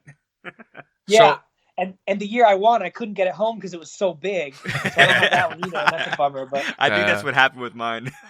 So, what comes next for Ultra Ego? Is it just continuing on the normal competitions and the instruction? yeah, yeah. I mean, we just want to keep. We're already spread. I don't want to say thin, but we're already doing a lot. You know, so we want to just keep doing what we're doing and even better. Sure. We got into mountain flying a handful of years ago. And we did it with this guy, Jan Einer out in Norway. He's awesome. He's a really close friend of ours. He's a freaking Viking ninja. Trains all the special forces out there and stuff. But I mean, he speed flies, base jumps, mountain flies on a regular basis at his drop zone. And he runs the drop zone out there. Nice. He taught us so much about mountain flying and the weather, because I'm sketched out when I go fly down mountains with people that Sure. don't know a whole lot about. The weather's completely different. Absolutely. Completely different. And I've done mountain stuff where you just come solely relying on the leader, and then you start asking the leader questions, trying to learn, and they kind of just go send it, and you're just like, dude, like this is serious. Like, Yeah. you know, I've gone down sections of mountain where there's serious downdrafts, and you're just getting pushed at the mountain, but we knew it was going to be there. And you can't tell on the video it was there, but you're hitting your rears to compensate, and you're only 15 feet off the deck in a dive at the mountain when you feel it. But we were briefed on it, so we knew we could do it. And if somebody goes and does that with you and you're not expecting it, man, you're going to hit real quick. Oh yeah, no, But I've got more. There's anyways- something to be said for mentors in the sport, no matter what they are, and for us Yeah. to be at the level that we're at and to have that kind of mentorship. And the same thing when I was out in Norway with our team back in 2015, like to get that knowledge is amazing. Yeah. And Well- it doesn't matter what you've accomplished in anything in skydiving. Like, nobody should ever feel like they're above continuing to learn. And I don't care if the dude has 500 jumps. Shut up and listen to what he has to say, Oh, because yeah. he learned it from somebody else. Well, you know, I mean, the bottom know? line is the overall theme of this podcast has been that there's two walkaway points that come up in pretty much every podcast. One is the community is fucking amazing, and that's probably what keeps most of us in the sport for as long as we are. And two, you never stop learning, ever. Yeah. You know, if you've stopped learning, it's time to fucking take up golf, because that's when you're going to get yourself hurt. That's when you're going to get yourself killed. You know, you're always learning, and somebody always knows more than you. And I've said it before in many of the podcasts that I've done. It's nice knowing that I'm an average, middle of the road skydiver, free flyer, swooper, tandem instructor, all the way down the line, because I always know I have something to learn, and I never walk away thinking, oh yeah, I got this, because I'm always making sure, you know, that I've got it. It's an extremely important thing. So especially when you're pushing the limits and doing mountain flying and all that kind of stuff, it's a big fucking deal. It really is. Now, And even just with swooping too. I mean, I think one of the rays I've kind of gotten away with any like completely serious gnarly injuries, knock on wood, but it's always because I've never gotten overconfident with it. I mean, if you see me on a regular jump, on any jump, even a competition jump, how many times I do gear checks in the plane? sure. Like, dude, complacency is what fucks everyone up. Oh, you know? absolutely. Well, you know, And it's like, I never lose sight of how easy it is, no matter how good you are at swooping, how many accolades you have, whatever it is. Like, all it takes is one stupid mistake and me not being on my game and paying attention, or just being distracted by something that happened at home, or something somebody said while I'm swooping. And Sure. blah, blah, blah. Or you telling somebody not to have a cutaway right before you exit the airplane. Yeah, man, exactly. So as we get towards the end, and especially because we've kind of hit this topic, one of the things that I always ask my guests towards the end of the podcast is, for newer jumpers or for jumpers that have kind of hit the wall and they're wondering why they're still in the sport, what advice do you have to those two categories? I would just say find the correct people to listen to keep progressing. Normally, if you hit a wall, you're getting bored. It's either you're not challenging yourself, or go try something new. It's so easy to get stuck in a rut. I mean, it happens even with swooping, with competition training. Like you're going and doing the same thing so much, like you can get frustrated, or just like the fire can leave. So go out and do something different. Even if it's swooping, just go out and don't stop competition training. Nice. Just go swoop the pond for a while. If you're a free flyer and you're getting bored, go try something else. Sure. Go put a wingsuit on, or go do some high pulls on your canopy. Go learn something different and find the right people to listen to, because some people can lead you pretty far astray with how you need to learn, or just with the attitude. Like, it's all about attitude, right? Sure. That's a good point. Find the right person to listen to is a really good point to make. Yeah. Because somebody with the wrong attitude, they'll blow too much smoke up your butt, and you'll get this weird, arrogant thing where you think you're way better than you are, and there's not much else to learn. There's always a lot more to learn. Sure. And just try something else, like us branching off into running leagues, doing mountain flying. Like, part of the mountain flying is we started running a boogie with them as well. We do specialized coaching, and we go out and do 3 days of a project, a weekend of coaching, and we get newer jumpers into mountain flying safely. Nice. They might not be anywhere near the mountain because they only have 150 jumps, but they'll go jump kind of near them and land off in a small landing area. Sure. And find the people that are doing it correctly. We're giving them specialized coaching. We're putting people up that know the weather. We're giving them a good leader, not a leader who doesn't really know. Like, I've been with leaders that can't really spot well, and they're leading people down a mountain, and that's like to me, that's a huge red flag. Yeah. So you got to find the right people to listen to. Sure. It's the biggest thing for me. I've been so lucky to pick that out on my own. Sure. My whole career. And it really worked. Yeah, no, really well. I completely agree. Well, and in all points, definitely trying to mix it up for the jumpers that are getting a little bit stale and try something new. And for the newer jumpers, of course, finding the right mentors and picking that path and listening to everybody, and then figuring out on your own, of course, who's full of shit and who's aiming you in the right direction, who's, steering you the wrong way, and who's really going to benefit. That's a big deal. And that's part of the community as well. And one of the reasons that I'm still such a huge fan of the sport and skydivers in general is, for the most part, people try and help, aim you in that direction, which is fucking epic. It really is. Yeah. And on those lines as well, one of the big pieces of that is always ask, if you get taught something, always ask why. Yeah. Right? You need to know, you're not being a wise ass. I was that annoying student that you have to explain everything to me. Not because I didn't understand it. I understood what you said, but I need to know the why, sure, so that I can fully grasp the concept and actually utilize it. If you don't know the why, you can't put it into practice. Sure. No, you just know the information. Completely agree. And if somebody can't explain why, two things are happening. Either they're telling you the right information, they just don't know the backstory, which means they're probably not utilizing it, or it's actually wrong information. Right. Because if you can't explain why, there's a pretty solid chance that it's actually very, very wrong, because there's still a lot of misinformation flying around in skydiving. Oh, sure.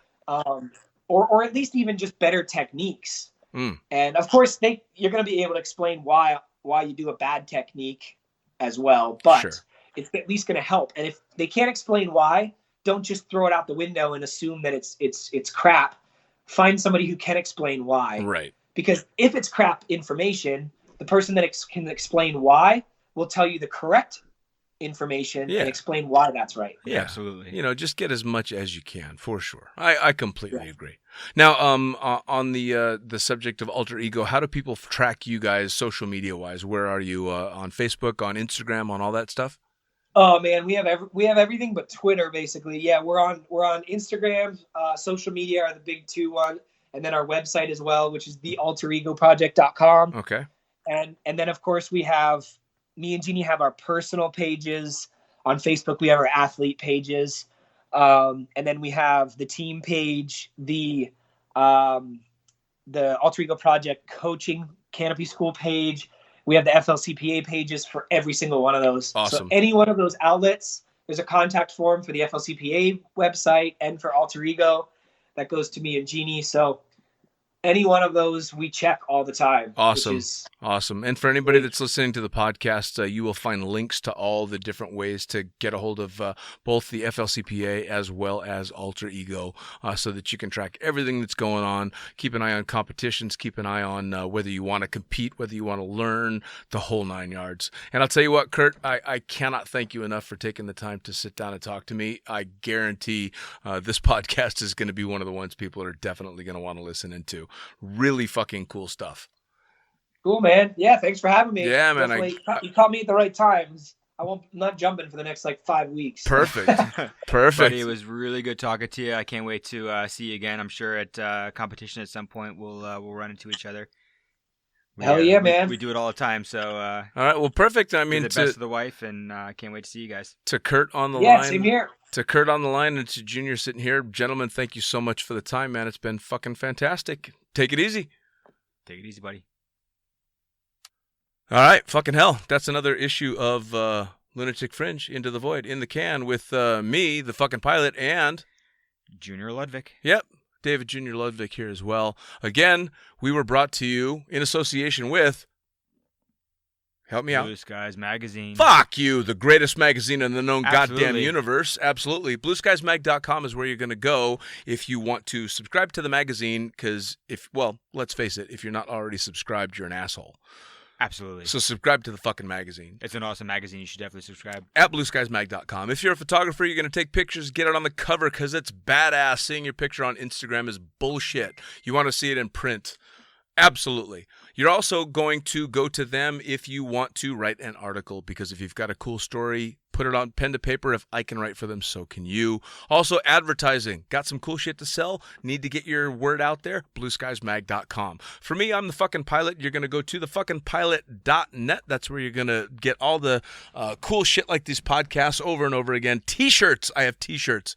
You're going to get T-shirts at thefuckingpilot.net. Wait a second. You've got T-shirts now? I have T-shirts. Thefuckingpilot.net. How come I haven't gotten one of these T-shirts yet? Because you haven't bought one, This fucker. is bullshit. Buy a T-shirt. You're also going to be able to. You're also going to be able to get both the books that I've written. That's the fucking pilot book, the Blue Skies Magazine previously published issues, all put into one tasty little book for you, and the Accidental Stripper. Amazing. Yes, both of them available in both digital and print format, and I swear to fucking Christ, eventually audiobook with the Accidental Stripper. You keep promising this, but I haven't seen it yet. And it's going to happen. So you're going to go again, fuckingpilot.net, blueskies.com. This was Lunatic Fringe, Into the Void. I'm the fucking pilot. That's David Junior Ludwig, and we are out of here. Out of here. See ya. See you guys.